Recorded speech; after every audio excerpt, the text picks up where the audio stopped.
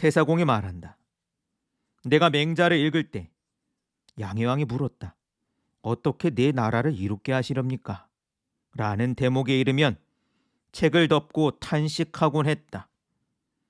아, 이 얘기란 참으로 어지러움의 시작이로다. 공자께서는 이로움에 대해 잘 말씀하시지 않았으니 애초에 그 근원을 막고자 했기 때문이다. 그러므로 이렇게 말하셨다. 이로움에 따라 행동하면 원망이 많다. 천자로부터 일반 백성이 이르기까지 이로움을 좋아하여 생긴 문제가 어찌 다르겠는가.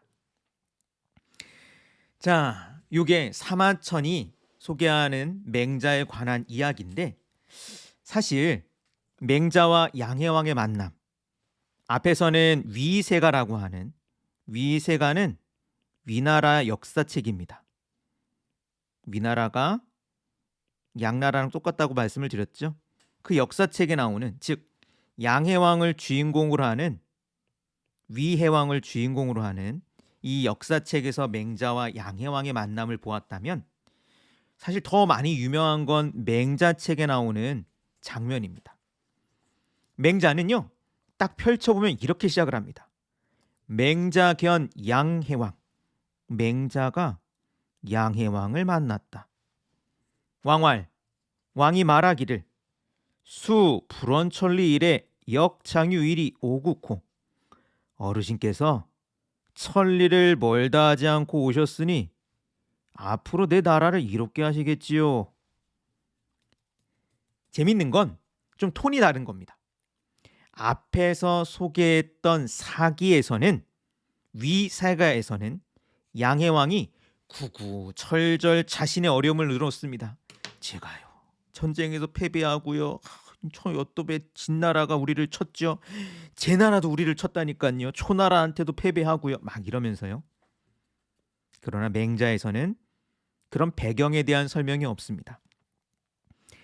아마도 그것은 맹자의 주인공이 맹자이고, 그래서 단순히 임금과 철인의 만남으로 재구성하고 싶었던 게 아닌가 싶어요. 그런 면에서 양해왕의 말은, 맹자 속에 있는 양해왕의 말은 사기보다는 좀 덜 구체적입니다. 어떻게 보면 그냥 은근한 바람을 내비치는 것처럼 보여요. 앞에서 보았던 사기 글에 따르면 분명하거든요. 지금 전쟁에서 패배한, 영토를 잃었던 그 치욕스러움을 내가 어떻게 하면 이겨낼 것인가 라고 하는 문제가 그려졌다면, 맹자의 이 이야기는, 맹자 속에 있는 이야기는 좀 뭉툭합니다. 자, 그렇지만 맹자가 답하는 맹자 속의 답은 훨씬 더 날카롭습니다. 자, 맹자 속에는 이렇게 이야기합니다.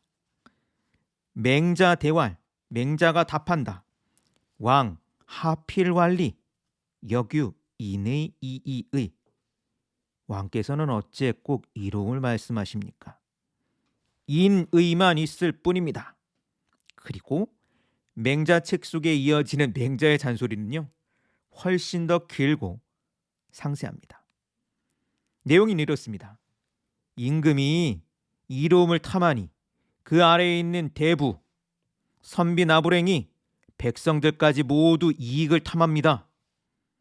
이익을 두고 서로 다투니 세상이 이처럼 어지럽게 되었지요. 맹자의 생각을 두 가지를 볼 수 있습니다. 첫째, 맹자는 임금의 태도가 그 아래 대부와 백성에까지 영향을 끼친다고 보았습니다. 그렇죠? 아니, 생각을 해보면 이건 유학자들 생각이거든요. 통치자가 무엇을 중시 여기는가에 따라 백성들이나 그 아래에 있는 신하들의 어떤 가치관에 영향을 준다는 이야기를 합니다. 임금이 이로움을 추구하니 그 아래에 있는 관료들과 신하들, 백성들까지도 이로움을 추구하지 않느냐라는 이야기인 거죠. 둘째, 오늘날 천하의 혼란은 위아래가 서로 이로움을 다투기 때문이다. 특히 아래가 위를 탐하는 것이 문제라고 말합니다. 이런 까닭에 맹자는 임금부터 이로움에 대한 생각을 끊어라. 인의를 추구해야 한다라고 말합니다. 근데 맹자는 그런 이야기를 전혀 하지 않죠.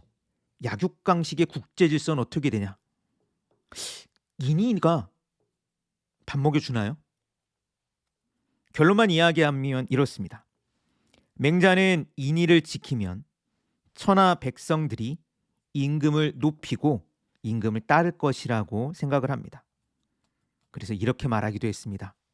인자무적. 맹자의 구상은 이렇습니다. 천하 국가가 모두 부국강병을 외치며 백성을 괴롭히고 있는데 인의를 이야기하며 형벌을 줄이고 백성을 자식마냥 보살피는 임금이 있다면 어떨까? 그러면 천하 백성이 그 임금을 찾아올 것이다. 그리고 그렇게 되면 자연스럽게 부강한 나라가 되지 않겠느냐? 말이야 좋은 말이죠. 저는 맹자가 이런 주장을 내놓았을 때 이 주장에 대해서 논쟁하는 자를 볼 수 없거든요.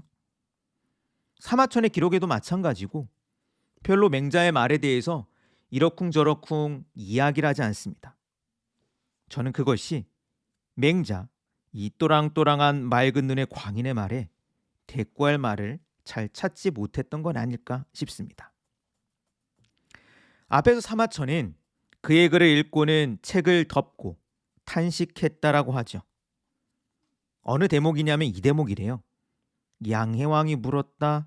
어떻게 하면 내 나라를 이롭게 하시렵니까? 저는 좀 웃겼습니다. 왜 그러느냐? 이 문장은 맹자의 첫 시작입니다. 맹자가 이 문장을 시작을 하거든요.